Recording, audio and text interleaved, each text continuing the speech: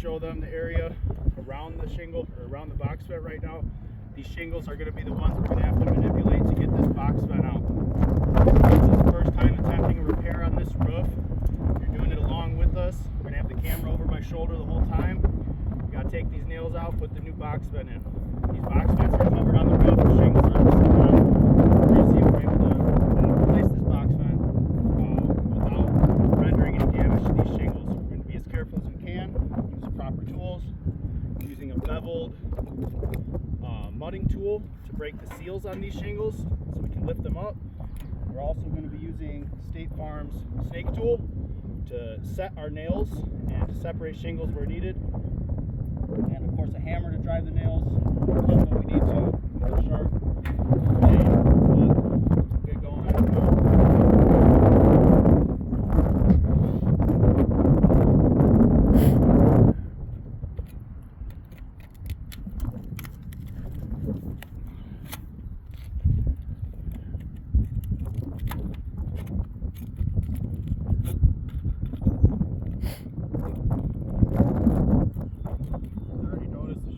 Very adhered, so be really careful when separating them.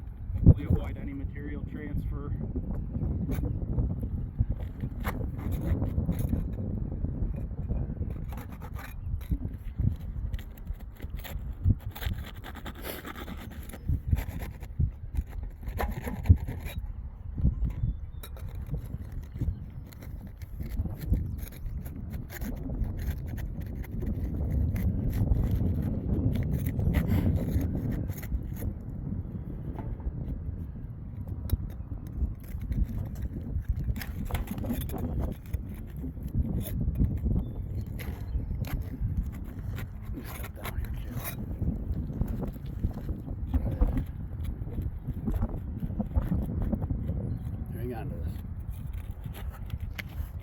Make sure you're getting as good a footage as you can of what I'm doing so that you can see my hands working.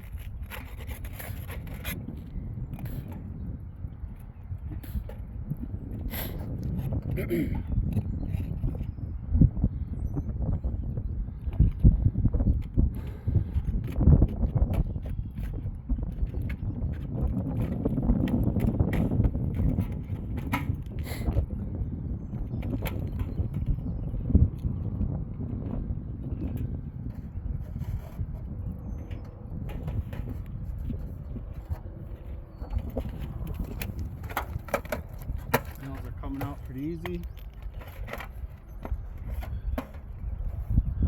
Looks like these next ones pretty far up in there.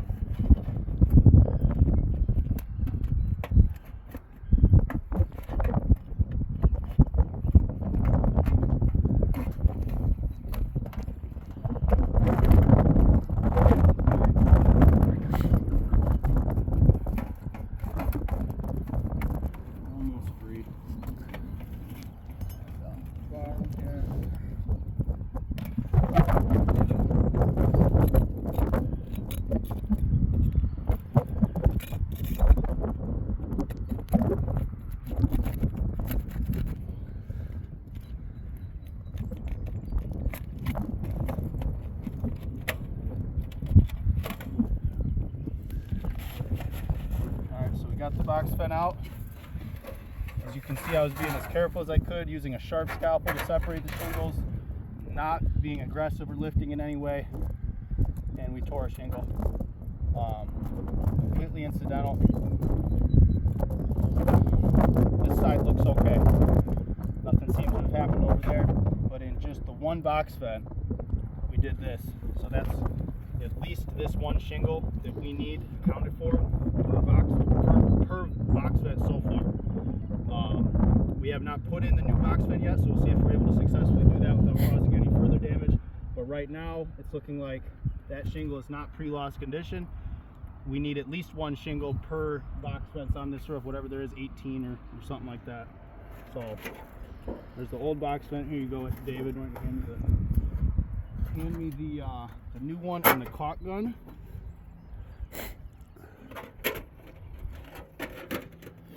Make sure the edges of it are clean before we put our new bead.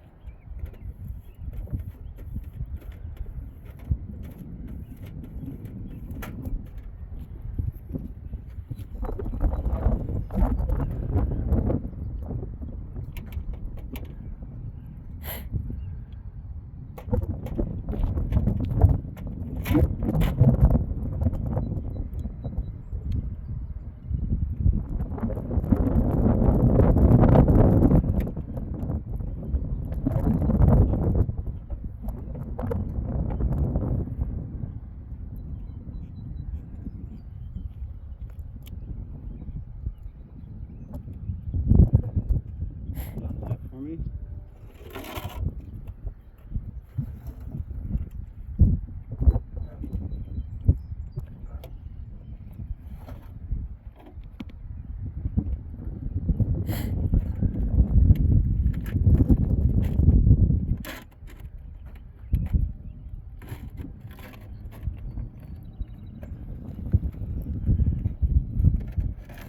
We want to be really careful, not bend the shingle up more than we have to. I think I may have incidentally done something to that tab already. Now, if this were a new roof, we wouldn't be seeing this kind of cracking and this kind of shifting right here. Yeah, look, it seems to be torn up behind here somewhere. I'm not going to lift this up to try to see. You can tell by the angle of that. I did some damage up in here by trying to fit this box vent in. This now has an angle to it, very likely torn up underneath there. Very gently lift this up. Cannot see where it's at, or where that tear is, but this has some damage done to it in addition to this tear over here. So slide it up the rest of the way.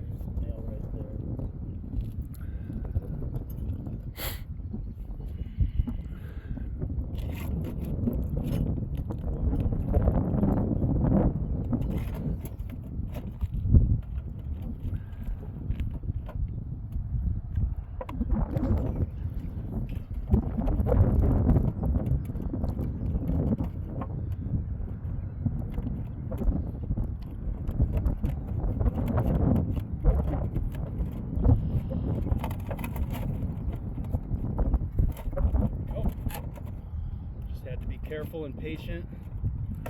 Got it up into place.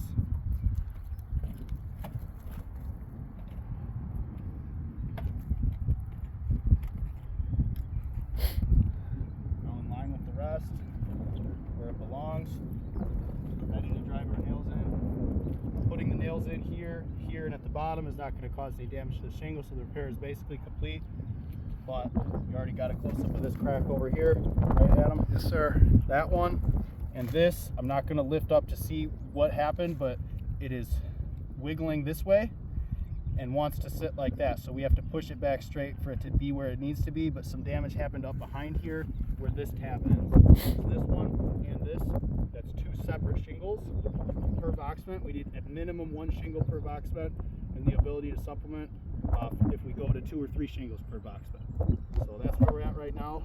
We're going to get the nails into this one. Hope you'll consider this video and take the time to watch it all the way through, see what we've done here today.